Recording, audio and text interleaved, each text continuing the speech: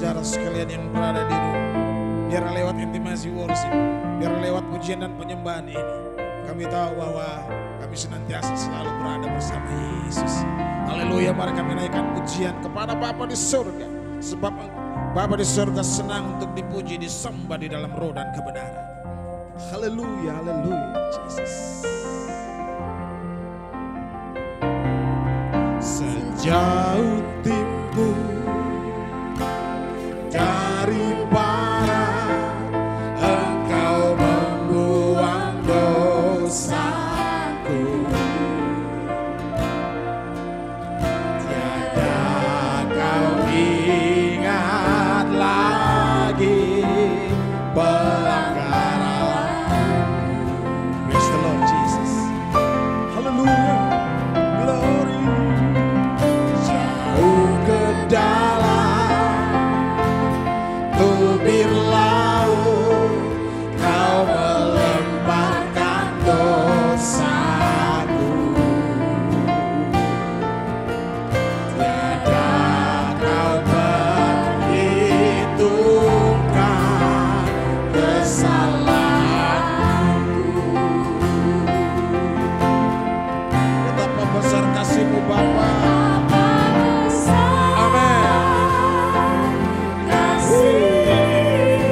Pengampunan-Mu bagi kami Bapa.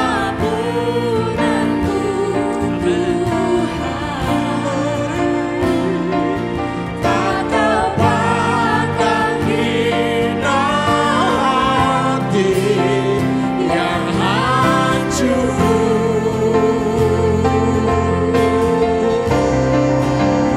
Ku terima kasih kepadamu ya Tuhan. Pengampunan yang Kau beri pulihkanku. Bapa, kami percaya sejauh timur dari barat, Kau senantiasa membuang dosa. Engkau membuang dosaku. Dan Tuhan tidak pernah ingat lagi apa yang kami perbuat, sekalipun itu pelanggaran kami Bapa. Haleluya. Jauh ke dalam tubir laut, jauh ke dalam tubir laut, Kau melemparkan dosaku. Tiada Kau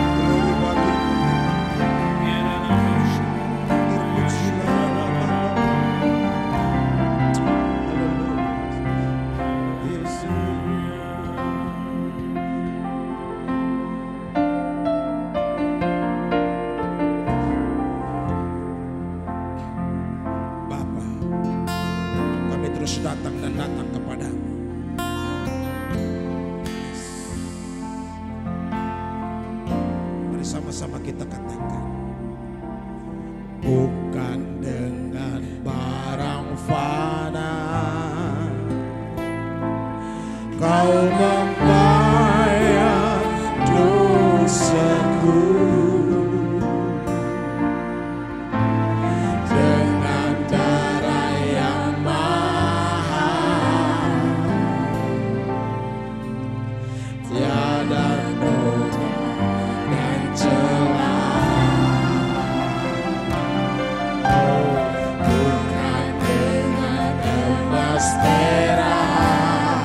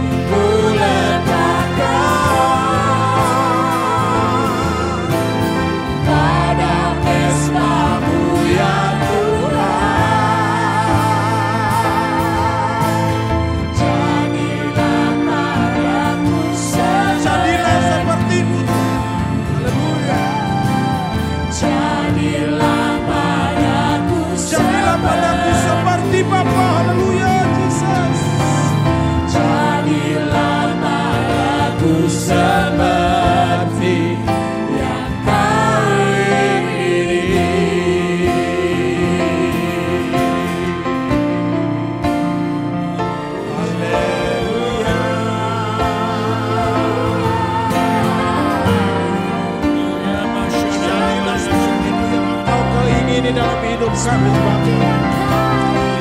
Terima kasih Tuhan. Ajar kami untuk hidup di dalam pembaharuan hidup. Ajar kami untuk terus hidup di dalam kasih-Mu. Sebab bersama-Mu kami berjalan senantiasa dengan kasih baru daripada-Mu ya Bapa. Haleluya. Terima kasih ya Allah kami.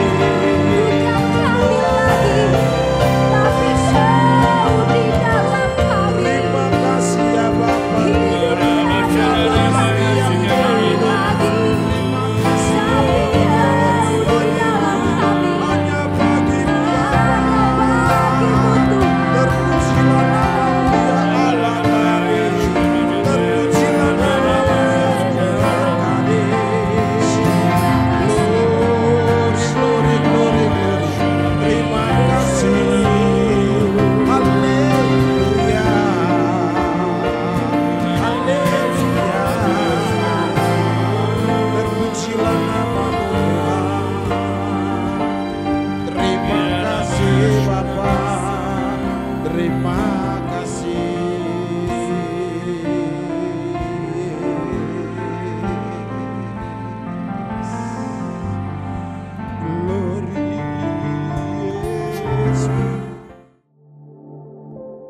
Yesaya pasal 7. Yesaya dan Raja Ahaz.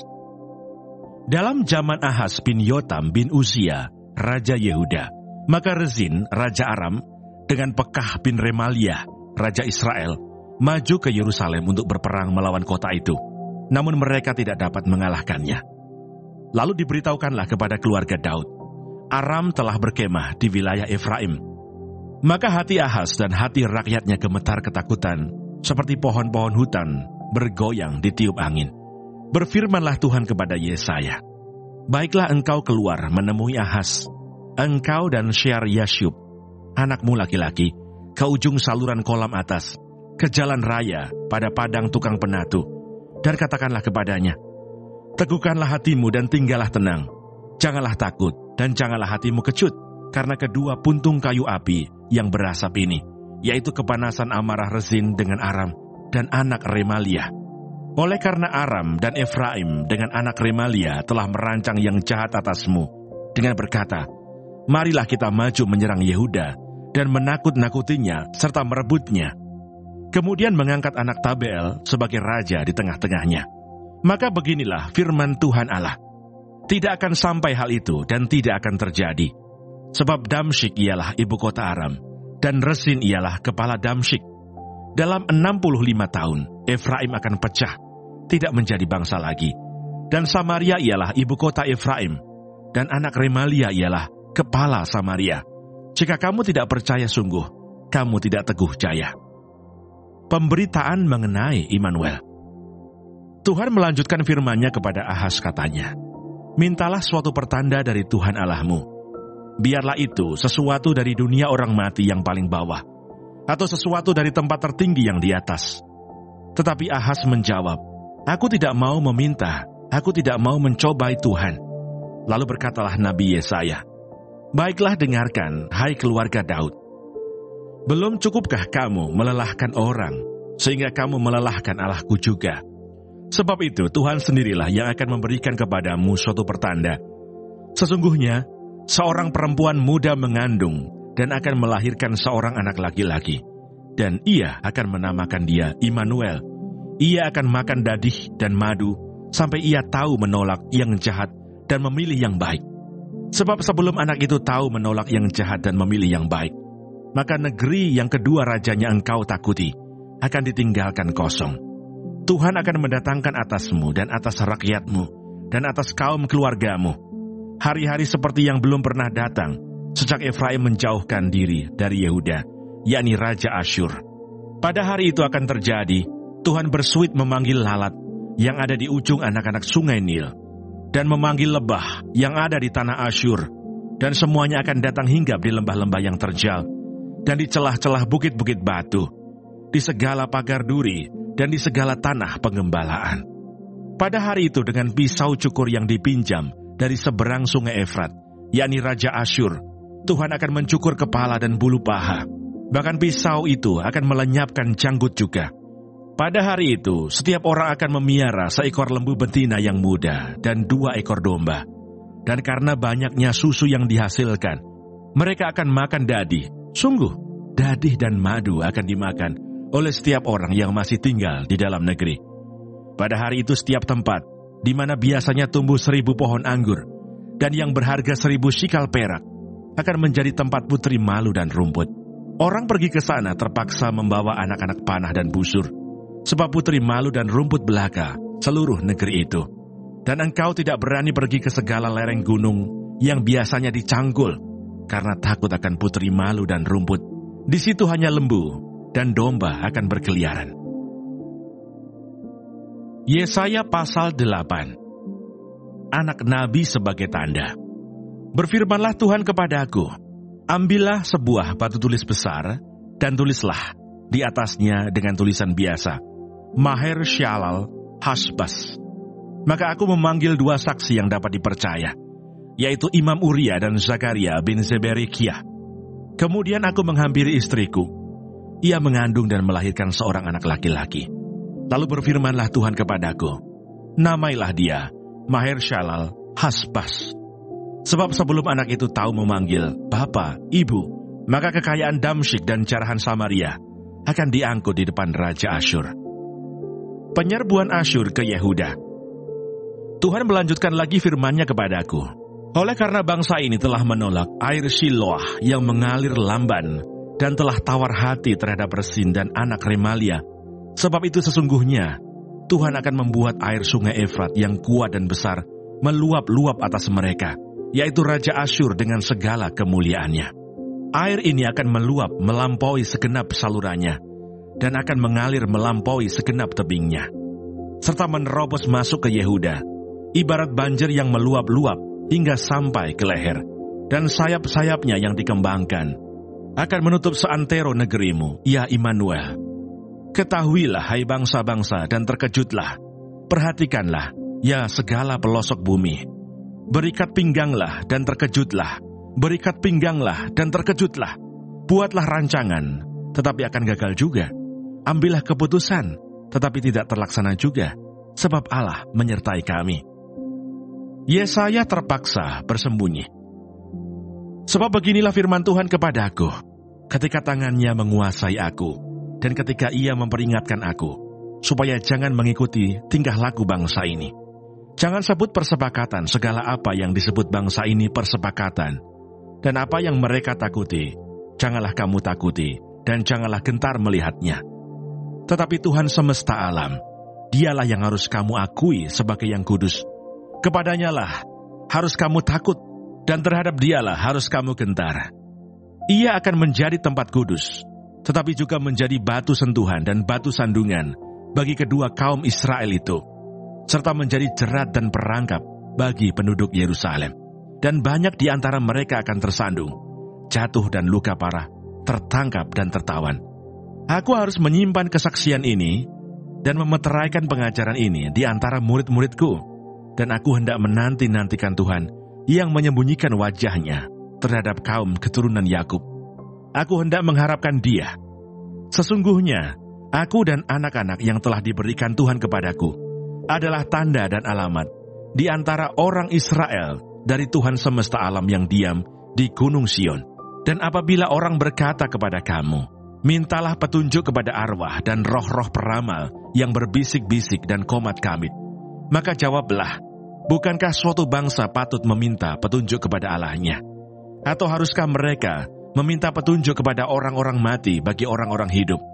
Carilah pengajaran dan kesaksian. Siapa yang tidak berbicara sesuai dengan perkataan itu, maka baginya tidak terbit fajar. Mereka akan lalu lalang di negeri itu, melarat dan lapar. Dan apabila mereka lapar, mereka akan gusar dan akan mengutuk rajanya dan Allahnya. Mereka akan menengadah ke langit dan akan melihat ke bumi, dan sesungguhnya hanya kesesakan dan kegelapan, kesuraman yang mengimpit, dan mereka akan dibuang ke dalam kabut. Kelahiran Raja Damai. Tetapi tidak selamanya akan ada kesuraman untuk negeri yang terimpit itu. Kalau dahulu Tuhan merendahkan tanah Zebulon dan tanah Naftali, maka di kemudian hari Ia akan memuliakan jalan ke laut, daerah seberang sungai Yordan, wilayah bangsa-bangsa lain. Yesaya pasal 9. Bangsa yang berjalan di dalam kegelapan telah melihat terang yang besar. Mereka yang diam di negeri kekelaman, atasnya terang telah bersinar. Engkau telah menimbulkan banyak sorak-sorak dan sukacita yang besar. Mereka telah bersukacita di hadapanmu, seperti sukacita di waktu panen, seperti orang bersorak-sorak di waktu membagi-bagi jerahan. Sebab kuk yang menekannya dan gandar yang di atas bahunya, serta tongkat si penindas, telah kau patahkan seperti pada hari kekalahan Midian. Sebab setiap sepatu tentara yang berderap-derap, dan setiap jubah yang berlumuran darah, akan menjadi umpan api. Sebab seorang anak telah lahir untuk kita, seorang putra telah diberikan untuk kita. Lambang pemerintahan ada di atas bahunya, dan namanya disebutkan orang, Penasihat Ajaib, Allah yang perkasa, Bapa yang kekal, Raja Damai. Besar kekuasaannya, dan damai sejahtera tidak akan berkesudahan di atas tahta Daud dan di dalam kerajaannya, karena ia mendasarkan dan mengokohkannya dengan keadilan dan kebenaran dari sekarang sampai selama-lamanya. Kecemburuan Tuhan semesta alam akan melakukan hal ini. Murka Tuhan terhadap Efraim. Tuhan telah melontarkan firman kepada Yakub, dan firman-Nya itu menimpa Israel. Biarlah seluruh bangsa itu mengetahuinya, yakni Efraim dan penduduk Samaria, yang berkata dengan congkaknya dan tinggi hatinya, tembok batu bata jatuh, akan kita dirikan dari batu pahat. Pohon-pohon ara ditebang, akan kita ganti dengan pohon-pohon aras. Maka Tuhan membangkitkan para panglima Rezin melawan mereka, dan menggerakkan musuh-musuh mereka. Orang Aram dari timur dan orang Filistin dari barat, mereka menelan Israel dengan mulut yang lebar. Sekalipun semuanya ini terjadi, murkanya belum surut, dan tangannya masih teracung. Tetapi bangsa itu tidak kembali kepada Dia yang menghajarnya, dan mereka tidak mencari Tuhan semesta alam. Maka Tuhan mengerat dari Israel kepala dan ekor, batang dan ranting pada satu hari juga. Tua-tua dan orang yang terpandang, itulah kepala, dan nabi yang mengajarkan dusta, itulah ekor. Sebab orang-orang yang mengendalikan bangsa ini adalah penyesat, dan orang-orang yang dikendalikan mereka menjadi kacau. Sebab itu Tuhan tidak bersukacita karena teruna-teruna mereka, dan tidak sayang kepada anak-anak yatim dan janda-janda mereka. Sebab sekaliannya mereka murtad dan berbuat jahat, dan setiap mulut berbicara bebal. Sekalipun semuanya ini terjadi, murkanya belum surut, dan tangannya masih teracung. Sebab kefasikan itu menyala seperti api, yang memakan habis putri malu dan rumput, lalu membakar belukar di hutan, sehingga tonggak asap berkepul-kepul ke atas. Oleh karena murka Tuhan semesta alam, terbakarlah tanah itu, dan bangsa itu menjadi makanan api. Seorang pun tidak mengasihani saudaranya. Mereka mencakup ke sebelah kanan, tetapi masih lapar. Mereka memakan ke sebelah kiri, tetapi tidak kenyang. Setiap orang memakan daging temannya. Manasye memakan Efraim, dan Efraim memakan Manasye, dan bersama-sama mereka melawan Yehuda. Sekalipun semuanya ini terjadi, murkanya belum surut, dan tangannya masih teracung. Terima kasih Tuhan untuk firman-Mu pada pagi hari ini.